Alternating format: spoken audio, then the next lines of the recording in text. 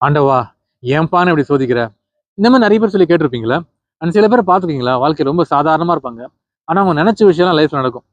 இதுக்கு பின்னாடி சயின்ஸ் எனக்கு யோசிச்சிருக்கீங்களா? அண்ட் தன்னம்பிக்கை, பாசிட்டிவிட்டி, இதை வந்து நம்ம முன்னோர்கள் தெளிவா வந்து எப்படி கடவுள் நம்பிக்கையோட இணைச்சிருக்காங்கன்னு சொல்லி சொல்றேன் பாருங்க. நீங்க ஒரு கோயிலுக்கோ, சர்ச்சுக்கோ, மாஸ்க்கோ போகும்போது என்ன பண்ணுவீங்க? போயிட்டு வந்து கடவுள் கிட்ட எனக்கு இது வேணும், அது வேணும்னு சொல்லி ஒரு லிஸ்ட்டே கொடுப்பீங்க. ஒவ்வொருத்தவங்க ஒவ்வொன்று வேண்டுவாங்க. ஆனா கடவுள் வந்து தனித்தனியா வந்து யாருக்கும் எதுவும் பண்ணி கொடுத்ததே கிடையாது. ஆனாலும் அவங்க லைஃப்ல எல்லாமே நடக்கும். எப்படி? நீங்க ஒரு விஷயத்த கண்மூடித்தனமா நம்புறீங்க. இது எனக்கு நடக்கும், கடவுள் பண்ணி கொடுப்பாருன்னு சொல்லிட்டு. அப்படி நம்பும்போது என்ன ஆகுது? ஒரு விஷயத்த சந்தேகப்படாம நம்பும்போது என்ன ஆகுது?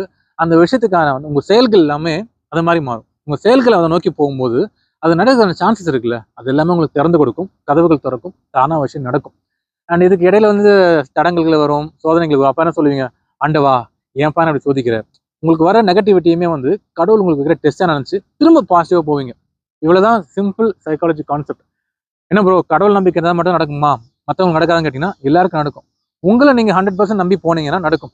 இதுல இடையில பண்ணக்கூடாத விஷயம் என்னன்னு பாத்தீங்கன்னா, எந்த காரணத்துக்கு ஒன்றும் ஒரு சின்ன இம்மி அளவு கூட நீங்க சந்தேகப்படக்கூடாது. இது நமக்கு நடக்குமா? ஏன்னா இந்த பாடி இருக்கு இல்லையா, இது ஃபுல்லா வந்து எனர்ஜி தான். உங்கள் எண்ணங்களுக்கு ஏற்ற மாதிரி. இப்போ நான் எங்க ஏஞ்சி போக முடியும்னு நினைச்சுன்னா என்னால் ஏஞ்சி போக முடியும். முடியாதுன்னு நினைச்சுன்னா முடியாது. உங்கள் எண்ணங்கள் தான் வந்து உங்க செயல்களை தீர்மானிக்குது.